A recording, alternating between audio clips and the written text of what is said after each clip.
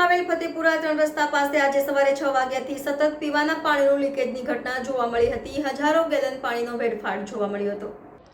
સામાજિક કાર્યકર કમલેશ પરમાર દ્વારા વધુમાં જણાવવામાં આવ્યું હતું કે તે વડોદરા શહેરમાં અવારનવાર પીવાનું શુદ્ધ પાણી રહ્યું છે, પરંતુ ધારાસભ્ય તેમજ કોન્ટ્રાક્ટર અને સુપરવાઇઝરોની મિલીભગતના કારણે પીવાનું શુદ્ધ પાણીનો વેડફાટ થઈ રહ્યો છે.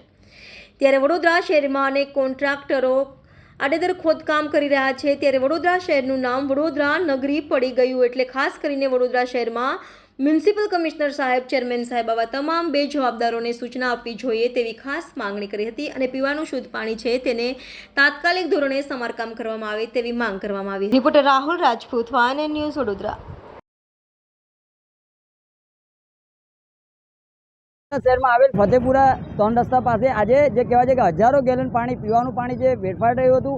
ખાસ કરીને વડોદરા શહેરની અંદર અવારનવાર જળ એ જીવન છે, સાથે સાથે પાણીને વાણી વિચારીને વાપરવાનો આવા અનેક શબ્દ પર જ્યારે મોટા મોટા હોર્ડિંગ્સો લગાવવામાં આવતા હોય છે, પરંતુ સ્થાનિક કોર્પોરેટરો, ધારાસભ્યો લાગી રહ્યું છે કે સૂઈ રહ્યા હોય તેમ દેખાઈ રહ્યું છે. આજે જે કહેવાય છે કે લોકોને પાણી નથી મળી રહ્યું, પાણી માટે વલખા મારી રહ્યા છે અને અહીંના સ્થાનિકો અવારનવાર કોર્પોરેશનની વડી કચેરી ખાતે રજૂઆત પણ કરી ચૂક્યા છે, છતાં પણ જે કહેવાય છે કે લોકોને પાણી નથી મળી રહ્યું. અને આજે સવારે 6 વાગ્યાથી આજે 11 વાગ્યા સુધી જે કહેવાય છે કે હજારો ગેલન પાણીનો વેડફાટ થઈ રહ્યો છે. તો ખાસ કરીને આવા કોન્ટ્રાક્ટરોને સસ્પેન્ડ કરવા જોઈએ અને આવા અધિકારીઓને સસ્પેન્ડ કરવા જોઈએ અને કોન્ટ્રાક્ટરને બ્લેકલિસ્ટ કરવા જોઈએ એવી અમારી ખાસ માંગણી છે. કારણ કે વડોદરા શહેરની અંદર અવારનવાર જે તે જગ્યા ઉપર જે ખોદકામ કરવામાં આવે છે, ખોદકામના કારણે જ જે પાણીનો વેડફાટ થઈ રહ્યો છે. એટલે ખાસ કરીને વડોદરા શહેરના મ્યુનિસિપલ કમિશનર સાહેબ, મેયર સાહેબ, ચેરમેન સાહેબને અપીલ છે કે આવા કોન્ટ્રાક્ટરો હોય, આવા જે કહેવાય છે બેદરકારી દાખવતા હોય તેઓને તાત્કાલિક ધોરણે બ્લેકલિસ્ટ કરવા જોઈએ તેવી અમારી ખાસ માંગણી છે. Subscribe now and press the bell icon.